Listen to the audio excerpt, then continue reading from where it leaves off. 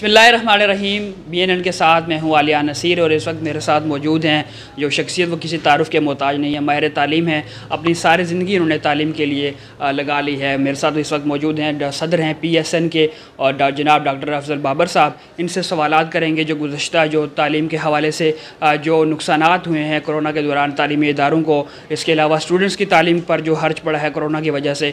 तो कुछ ऐसे सवालात जनाब से पूछता हूँ मैं। और सबसे पहले तो सर आपका बहुत शुक्रिया, आपने टाइम निकाला हमारे लिए। सर कहिएगा किस तरह जो ये कोरोना का पीरियड गुजरा, किस तरह इसने इफ़ेक्ट किया तालीमी इदारों पर, बच्चों की तालीम पर, और जो प्राइवेट स्कूल के मालिकान हैं उनको कितना इसका नुकसान उठाना पड़ा। बिस्मिल्लाहिर्रहमानिर्रहीम। बहुत शुक्रिया। एक ऐसा इशू जो यकीनन लोकल नहीं है, कौमी नहीं है, बल्कि बैनुल अक़वामी है। तो इस बैनुल अक़वामी इशू पे पाकिस्तान जो कि तरक्की पज़ीर रियासतों में इसका शुमार होता है, तो मैं समझता हूँ कि हमें जहाँ और बहुत सारे शोबों में नुकसान हुआ है, एजुकेशन में इतना नुकसान हुआ है कि शायद 1 या 2 दहाइयाँ लग जाएँ इसको कवर करने में। दूसरे नंबर पे चूँकि हमारा तल्लुक़ निजी शोबा तालीम से है, तो सरकारी तालीम को ये शोबा सपोर्ट करता है। जो गैप वहाँ पे पैदा हुआ उसको हम फिल करते हैं, और ख़ास तौर पे जिन स्कूलों की नुमाइंदगी हम कर रहे हैं, हमारी ऑर्गेनाइजेशन कर रही है, वो रियासत के बहुत बड़े मावन हैं। गली महल्ले से लेकर क्वालिटी एजुकेशन तक अब ये पूरा नेटवर्क जो है वो डेवलप हो चुका है। सिर्फ इस्लामाबाद की अगर मैं आपको मिसाल दूँ तो हमारे कोई 1250 स्कूल ऐसे हैं जो 2000 रुपये से कम फ़ीस लेते हैं। अब इसके अंदर 3.5 लाख बच्चा पढ़ रहा है। ये 3-3.5 लाख बच्चा इन 2 सालों के अंदर जो है वो इतना परेशान हुआ कि पिछले साल उनके बोर्ड इम्तहानात नहीं हुए। इस साल अगर बोर्ड इम्तहानात की बात हुई है तो आप देखें कि टोटल जो हमारे कहने के ऑप्शनल सब्जेक्ट्स हैं उनका इम्तहान हुआ है। अब एक बच्चा अगर एक सब्जेक्ट में पास होता है तो वो 4 सब्जेक्ट्स में से पास हो जाएगा। अगर एक में फ़ेल होता है खुदा न खास्ता तो उसके 4 सब्जेक्ट्स जो हैं वो उसको दोबारा कवर करने पड़ेंगे। तो इससे अंदाज़ा लगा लें कि हमारे तालीमी माहिरीन, तालीमी शोबे के ज़िम्मेदारान और जिनकी ज़िम्मेदारी है कि पाकिस्तान के निज़ाम तालीम को किस तरह बेहतर करना है, उन्होंने किस तरह के फ़ैसले किए। होना तो ये चाहिए था कि जिस तरह हमने कम तादाद के साथ, थोड़े औकात के लिए और SOPs के साथ जो है बाकी तमाम शोबों को पूरे 18 माह जो है वो हमने टाइम दिया। काश हम इस शोबा तालीम को भी उस तरह का टाइम देते तो ये जो आज जिन नुकसानात का मैं जो है वो इशारा कर रहा हूँ, इन नुकसानात की तरफ हम जो है वो ना बढ़ पाते। अभी भी मेरा ख्याल है कि देर ज़्यादा नहीं हुई। अब भी ये बादल हमारे ऊपर जो हैं वो बिल्कुल अभी छटे नहीं है, उसी तरह जो है वो ट्रैवल कर रहे हैं कि अभी सिंध पूरा हमारा बंद पड़ा हुआ है।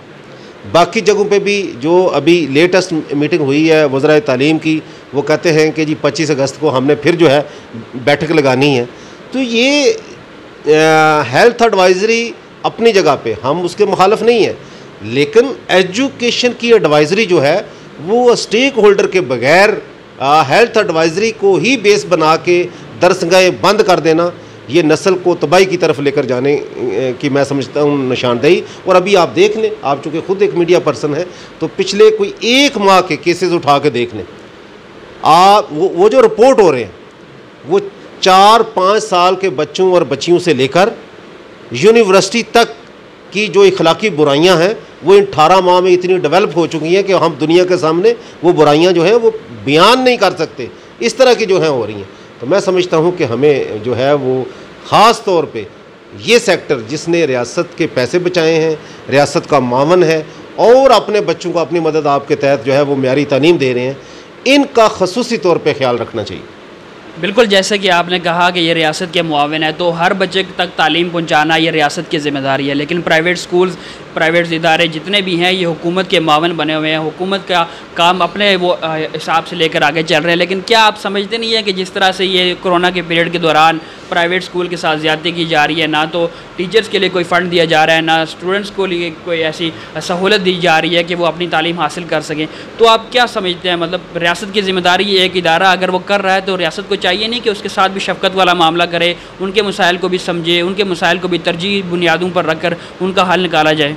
मैं समझता हूँ कि अगर हम 2010 से पहले की बात करते तो आपका सवाल बड़ा वैलिड था, लेकिन 2010 में तो आईने पाकिस्तान, दस्तूर पाकिस्तान जो है उसमें 5 से 16 साल तक के बच्चों की जो तालीम है वो ज़िम्मेदारी है रियासत की, कंपलसरी।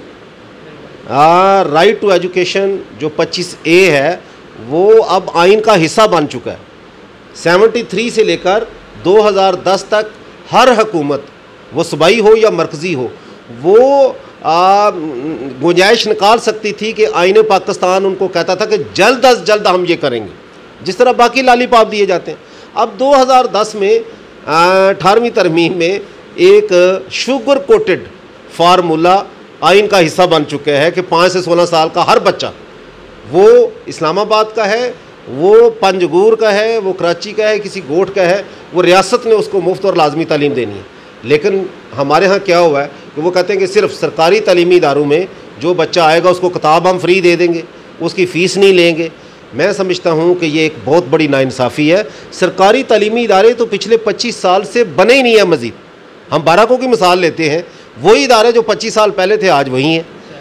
25 साल पहले जब मैंने यहाँ पे स्कूल शुरू किया था तो टोटल हम 4 प्राइवेट स्कूल थे, आज 250 प्राइवेट स्कूल सिर्फ बाराकों में है। तो अब इससे अंदाज़ा लगा लें कि ये जो आबादी का हुजम बढ़ा है, इस हुजम को अगर एड्रेस किया है तो वो निजी शोबा तालीम ने किया है। आपने बात की उस्ताद की, 71 से पहले तक इसी पाकिस्तान में, जिसका मशरक़ी पाकिस्तान भी हिस्सा था, रियासत पाकिस्तान प्राइवेट स्कूलों को लैब बना के देती थी, बिल्डिंग का रेंट देती थी, असातिज़ा की तनख्वाह उसी तरह देती थी जिस तरह सरकारी इदारों के अंदर होती। अब तो ना आप देख लें कि हमें वो मई की लास्ट डेट दी गई कि जी इनको वो लगा दी जाएगी वैक्सीन, नहीं लग सकी, फिर जून, अब अगस्त। तो असातिज़ा के लिए कहीं अलग से जो है वो सहूलत वैक्सीन लगवाने की भी नहीं है।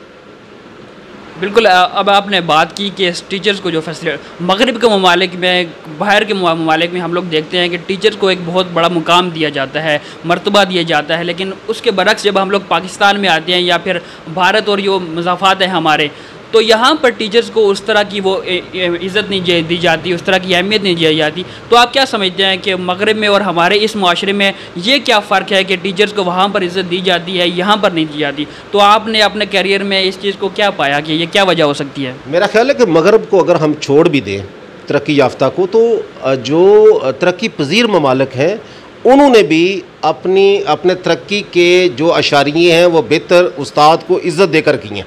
मैं बांग्लादेश की मिसाल देता हूँ, वो हमसे पीछे था, ठीक है, वो आज हमसे कई गुना आगे निकल गया है, इसलिए कि उसने उस्ताद की लाइसेंसिंग पे ज़ोर दिया, उस्ताद के मकाम को बुलंद करने के लिए उसने उसकी प्रोफेशनल डिग्रीज़ मुतारफ़ करवाई। हम आज तक जो है वो टीचर की जो एग्रीडेशन काउंसिल है उसको फ़ाल नहीं कर सके, जिसका सबसे बड़ा नुकसान क्या हुआ कि किसी टीचर का कोई लाइसेंस नहीं है। आपको कोई भी बंदा, वो कहीं पे भी मौजूद है, उसकी कोई भी क्वालिफ़िकेशन है, वो आके टीचिंग करना शुरू कर देता है। अब मैं इस पे स्पेसिफिक इस पे आता हूँ कि दुनिया में इस वक्त जो हक़ हुक्मरानी रखता है वो अमेरिका है।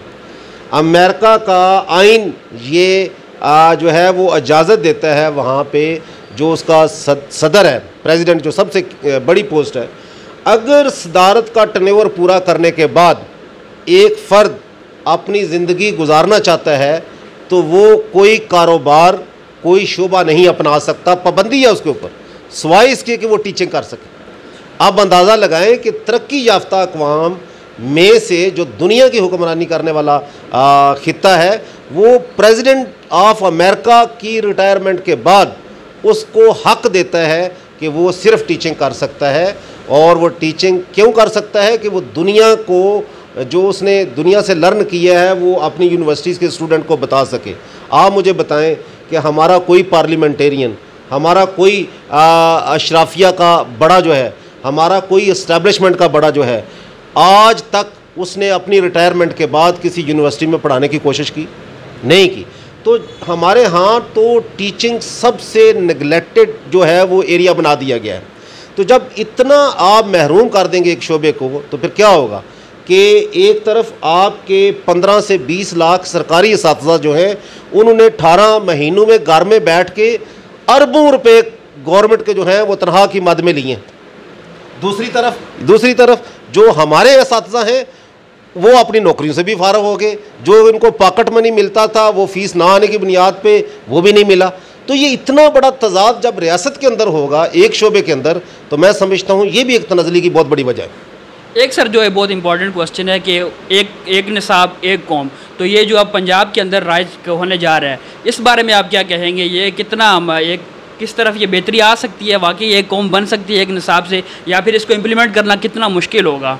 मैं अभी थोड़ी देर पहले आईने पाकिस्तान का जो है वो जिक्र कर रहा था, तो ये एक बहुत पॉपुलर नारा तो हो सकता है कि आप एक कौम बनाने के लिए एक निसाब दें, और ऐसे ही होता है। जिन कौमों ने अपने आप को यकजान किया है उन्होंने अपने निज़ाम तालीम के ज़रिए किया, लेकिन बदकिस्मती ये है कि हमने 18वीं तरमीम में एक ऐसा फ़ैसला किया तालीम के हवाले से कि उसको मरकज़ से ख़त्म कर दिया।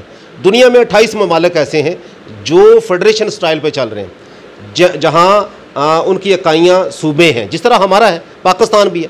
28 में से वाहिद पाकिस्तान है जिसने हेल्थ और एजुकेशन को सूबों के हवाले कर दिया। बाकी 27 के 27 ममालिक जो हैं वहाँ पे तालीम और सेहत मरकज़ की ज़िम्मेदारी है। तो ये कितनी बड़ी हमारे साथ एक साजिश हुई कि जब आपका आइन आपको इख्तियार ही नहीं देता कि आप इस्लामाबाद के 25 किलोमीटर के इलाके के बाहर निकल के खेल सकते हैं। हमारा तो वफाकी वज़ीर तालीम है ही 25 किलोमीटर के लिए, हमारा वज़ीर आज़म 25 किलोमीटर के लिए है, वफाकी कबीना 25 किलोमीटर के लिए है। तो ये इतना पॉपुलर नारा मैं समझता हूँ ये कौम के साथ बहुत बड़ा धोखा है। अगर ये मौजूदा हुकूमत संजीदा थी या संजीदा है, जो कि एक अच्छा नारा है कि कौम को एक बनाने के लिए हमें यकसा निज़ाम तालीम, यकसा निसाब तालीम की तरफ जाना है, तो फिर जहां हमने और इतने कवानीन, इतनी आइनी तरामीम हमने रातों रात जो है वो की हैं अपने फ़ायदे के लिए, तो सबसे पहले इस मामले को आइन में तरमीम की शक्ल में जो है वो हमारे कानून साज इदारे उससे मंजूर करवाया जाए। फिर हम समझेंगे कि ये हुकूमत या इसके जो इतादी हैं ये संजीदा हैं पाकिस्तान में यकसा निज़ाम तालीम मुतारफ़ करवाने के लिए। आप देख लें, सिंध ने NCOC की बात नहीं मानी, सिंध ने अपना निज़ाम तालीम मुतारफ़ करवाया, और वजह क्या है? उसने कोई मुखालफत नहीं की, उसने जो आइन में आपने तरमीम कर दी है उसका फ़ायदा उठाया। इसीलिए मैं समझता हूँ कि 2009 के बाद हम कोई नेशनल एजुकेशन पॉलिसी नहीं कौम को दे सके।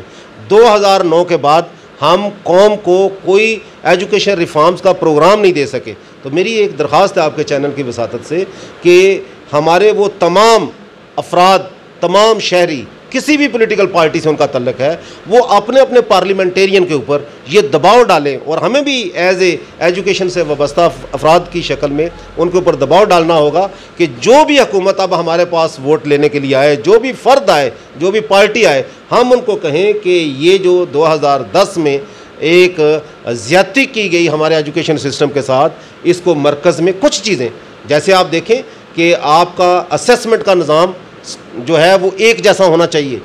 जब सिंध जो है वो किसी और तरीके से बच्चों के पेपर लेगा, वो नकल करवा के पास करवाएगा, और फेडरल बोर्ड के जो पेपर हैं वो बड़े टाइट होंगे, तो ये दोनों बच्चे आगे जाके एक जैसे माहौल में वो जो है मुतारफ़ नहीं हो सकते, इसलिए कि वो चीटिंग के ज़रिए आया है एक जगह से बच्चा। और इसी तरह बलूचिस्तान का निसाब तालीम और है, AJK का और है, GB का इम्तहानी निज़ाम और है। तो जब हम इम्तहानात एक जैसे नहीं कर पा रहे तो किताब कैसे कर पाएंगे?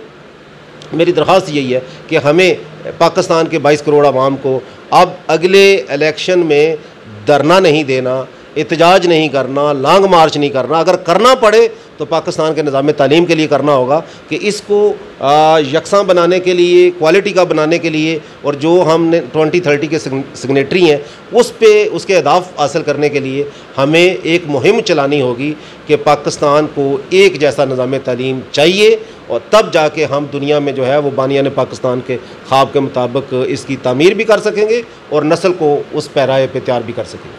अच्छा, आपने कहा कि 71 से पहले जो प्राइवेट स्कूल थे उनको गवर्नमेंट लैब बना कर देती थी या उनके जो बाकी जो अखराजात हैं वो बर्दाश्त करती थी। तो अब इस स्कूल के जो प्रिंसिपल हैं जनाब आज़म ख़ान साहब, उन्होंने यहाँ पर आपको इसलिए मदऊ किया है कि यहाँ पर एक ओपनिंग करने जा रहे हैं हम लोग यहाँ लैब की।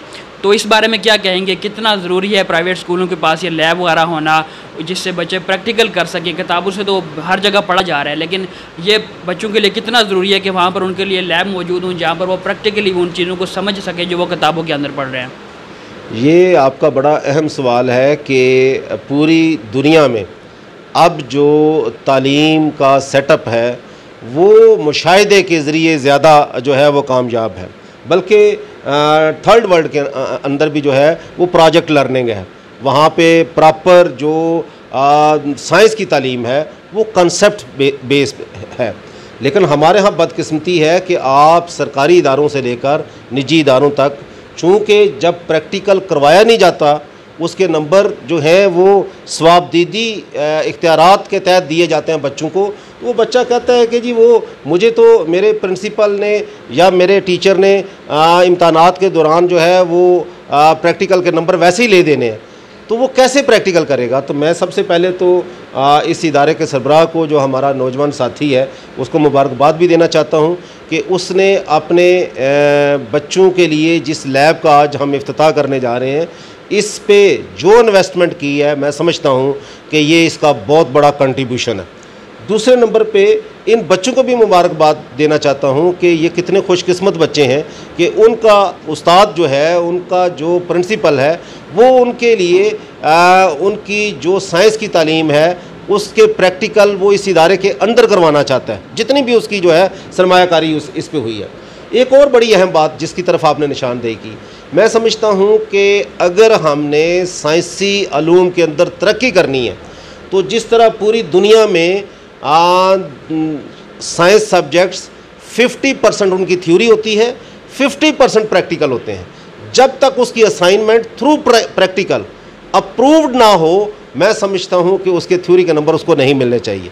तो मैं एज ए तालीमी शोबे का एक ज़िम्मेदार होने के नाते मेरा ये बहुत, मैं समझता हूँ कि स्ट्रॉन्ग रिकमेंडेशन है कि हमें रियासती निज़ाम को इस तरह जो है वो मुतारफ़ करवाना चाहिए कि बच्चा जो कुछ भी पढ़े वो बाकायदा उसका मुशाहिदा करे। जब तक मुशाहिदा नहीं करेगा, मैं समझता हूँ कि वो आगे जाके दुनिया के बच्चों का मुकाबला नहीं कर सकता। हमें रट्टे से बाहर निकलना है, हमें कंसेप्ट के साथ बच्चों को प्रैक्टिकल करवाने हैं। और इस तरह की लैब मैं समझता हूँ कि अब अगर हुकूमतें नए तालीमी इदारे नहीं बना सकती तो कम अज़ कम बाराकों की सतह पे एक मॉडल लेबॉर्ट्री जो है वो सरकारी वसाइल से बननी चाहिए, जहाँ पे हर वो बच्चा जिसके स्कूल में लैब मौजूद नहीं है वो जाके प्रैक्टिकल करे और अपने साइंस के सब्जेक्ट्स को समझ के फिर जो है वो उसकी तैयारी करे और उसका इम्तहान दे। एक मरतबा फिर सर आपका बहुत बहुत शुक्रिया, आपने हमारे लिए टाइम निकाला। जनाब PSN के सदर डॉक्टर अफजल बाबर साहब थे मेरे साथ। इनके अलावा जो और भी माहिर तालीम है उन सब का यही कहना है कि जब तक हम लोग रट्टे की जो हमारी जो तालीम का सिलसिला चला आ रहा है उससे बाहर निकल कर प्रैक्टिकली बच्चों को पढ़ाने के हवाले से, उनको सिखाने के हवाले से इक़दाम नहीं करेंगे, तब तक हम लोग तरक्की नहीं कर सकेंगे। इसी के साथ अपने मेज़बान आलिया नसीर को दीजिए इजाज़त। अल्लाह।